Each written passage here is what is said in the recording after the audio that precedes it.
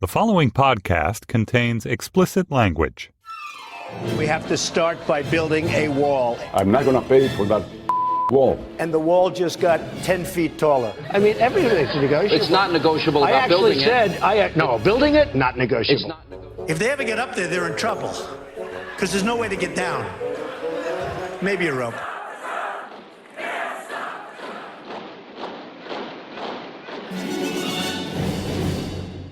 Hello and welcome to Trumpcast, the show about the man who thinks that the problem with Operation Wetback is that it wasn't tough enough. I'm Jacob Weisberg. Operation Wetback was the draconian program during the Eisenhower administration that rounded up Mexican Americans and sent them back across the border. Trump calls it catch and release. That's not tough enough for Mr. Trump. It's 68 days until the election, and we are talking about the border. Donald Trump was in Mexico yesterday, then he was in Arizona. He met with the Mexican president, Enrique Peña Nieto, and then he gave a nighttime speech in Arizona where he talked about how tough he would be on illegal immigrants. I want to get right into it today. My guest is Suzanne Gamboa of NBC News, where she covers immigration, politics, and Latinos. I'll be back to talk to her right after we do the tweets.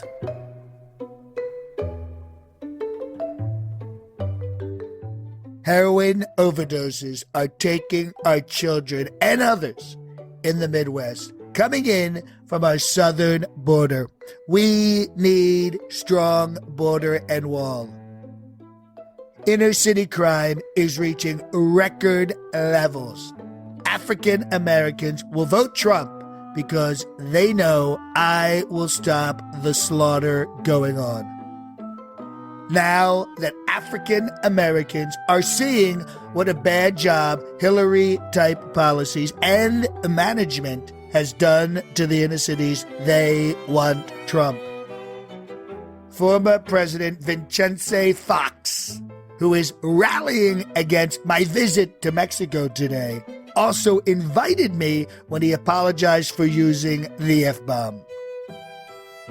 Hillary Clinton didn't go to Louisiana, and now she didn't go to Mexico. She doesn't have the drive or the stamina to make America great again.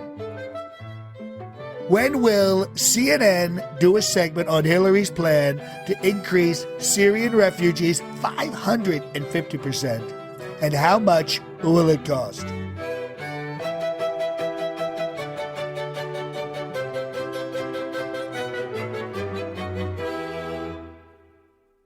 My guest today is Suzanne Gamboa. She's a senior writer at NBC News covering politics and Latinos. Suzanne, thanks for joining me on Trumpcast.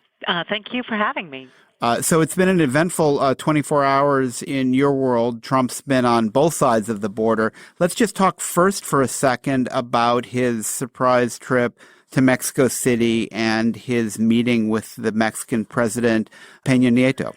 Right, so surprise trip in the sense that it was maybe a surprise to us, but we're starting to hear now that maybe it wasn't such a surprise after all. Right, this has been underway. He'd been planning this, I guess, for a couple of weeks. Why did he want to do this? Why did he want to do this is a really good question. I mean, the folks that I talked to saw someone in particular who's a Republican strategist who hasn't taken a side. Basically, he said that, he thinks it was a brilliant move, sort of a genius move on the part of Trump's campaign because it basically gave him a win-win situation of going out there. He could either have been really tough, which he wasn't so much, but he could have been really tough and he could have walked away and his base would have said, hey, good for you. You stood up to Mexico's president and with all of the feelings that had been out there about Mexico, that would have been fine. Or he could have, did, I guess, more of what he did do and sort of give this impression that he's diplomatic and presidential and has leadership, which is what I heard some people say after the meeting. I mean, he hadn't appeared on stage with another world leader. I mean, just to sort of do that and just see him in that official posture, and yes, not going into some ranting screed. Part of you was relieved that he didn't cause further embarrassment for the country by doing that. Yeah, I guess there might be people out there that wish he had, because then they could have sort of said that sort of proves up everything that they think about him. He went out there, and I think he did what he needed to do for his own campaign, and I think it continued to raise hopes and gave attention to his speech that he gave in Arizona. People were, I think, a little more even tuned into what was going to come next after that. So it was a setup for that speech. They were closely coordinated. One was the day, the other was the night. Just talk a little bit about that speech. It's obviously being described all over the place as, extremely aggressive, a really ugly kind of speech. What were your feelings watching it? Well, I've covered immigration for a very long time, and so I was eager to hear what he had to say. I think there are people who've lived here and their children were 4 years old and now they're 24 years old. So I can understand people watching that with sort of this anticipation, like I hope he has some kind of plan, something that's going to sound right, that we can go with. And I walked away even as someone who's just listened to people talk about immigration, thinking that we did go back to about the Sensenbrenner years. Sensenbrenner years being when there was a legislation in Congress that was sponsored by James Sensenbrenner, and it had some very, very draconian, what people call draconian or very harsh enforcement in it, including if you assisted an immigrant, you could face criminal penalties. So I kept hearing these things that sounded similar, and it sounded like, the potential for raids or, even just being willing to restore 287G. Wait, what's 287G? You got to that's. Oh, I'm sorry, and I apologize. Yeah, it was a program that basically used local law enforcement, relied on local law enforcement, federal state partnerships to enforce immigration. And it's the kind of thing that you saw where you would see maybe people would compare to what is happening in Arizona with Joe Arpaio, the sheriff there. That local law enforcement gives sort of this door, opens this door for them to stop you in a traffic stop just for rolling through a stop sign, and then check out your legal, whether you are a citizen, whether you have legal status here or whatever.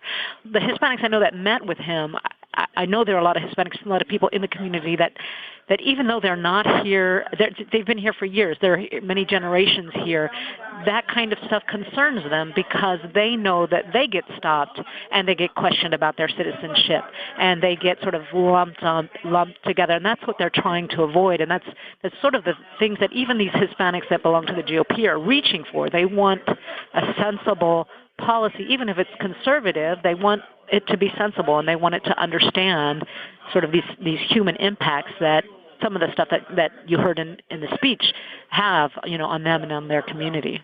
Going into the speech, the big question was, does he have a coherent policy? Is he going to clarify it? As an immigration reporter, do you feel he has now clarified his policy? It's deport all 11 million immigrants, or is he still left ambiguity about what his policy would be? No, I think there's definitely ambiguity, and he's been sort of bouncing back and forth. And I think at least some of the people that I've talked to, I just talked to a pastor who is part of his evangelical advisory council, and who said, he wants to stay there. He feels like he needs to be at the table in the Trump campaign. He's a Republican, and he feels like that's part of his job as a pastor, as a pastoral leader, is to not just walk away when you disagree, but to be there and try to advise.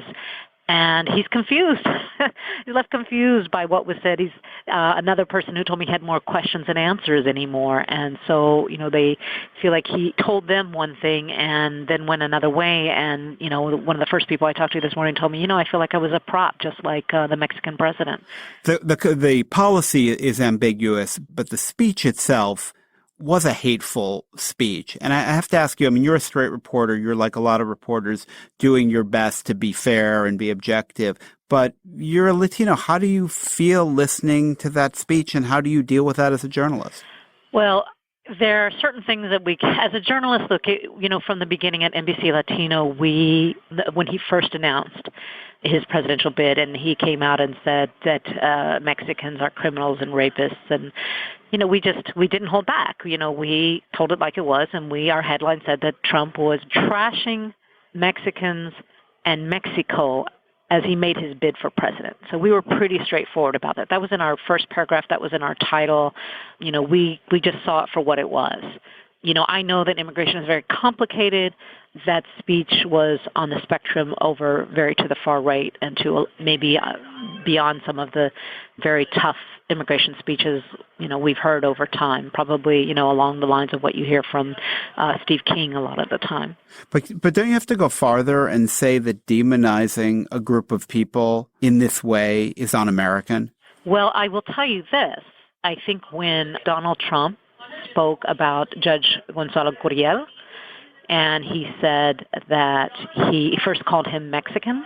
Mm-hmm. A lot of people report on that and say, he questioned his heritage. Well, he didn't do just that. He de-Americanized him.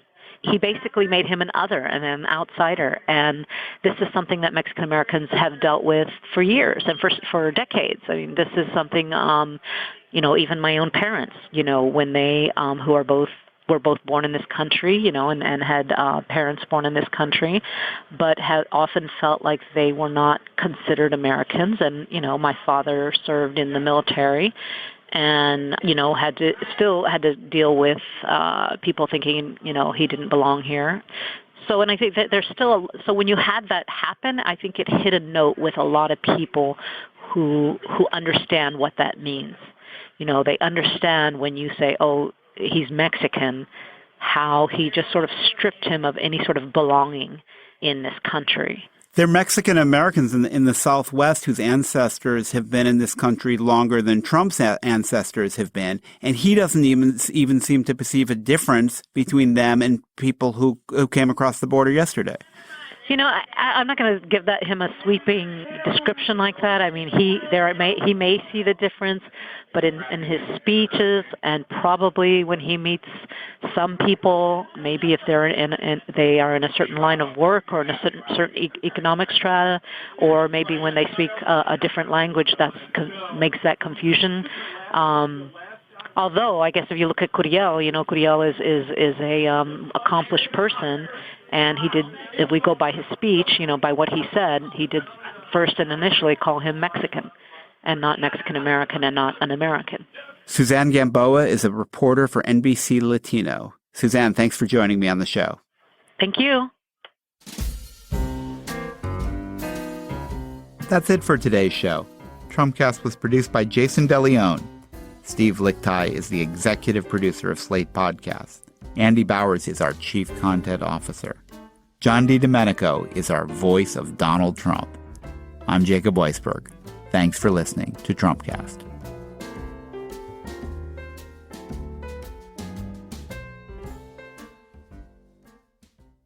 I had an absolutely fantastic meeting with the president of Mexico. We talked about many, many things. I think he's a wonderful guy. I think we can really work together. He could be my amigo. We had a wonderful Trump Tower taco bowl that I had flown in, the best taco bowls in the world, and he loved it. He absolutely loved it. I think that alone shows he's willing to pay for the wall. In every city, she encouraged them to enjoy what she called the cheerful hurly-burly of city life. In every town. And now we've just been around long enough, and the town looks so much better. There are people who want to change things. And I thought, oh my gosh, that is so cool. Why can't we do that in my community and other communities everywhere? To make them better. My point to them is it can be better. It can be better than that.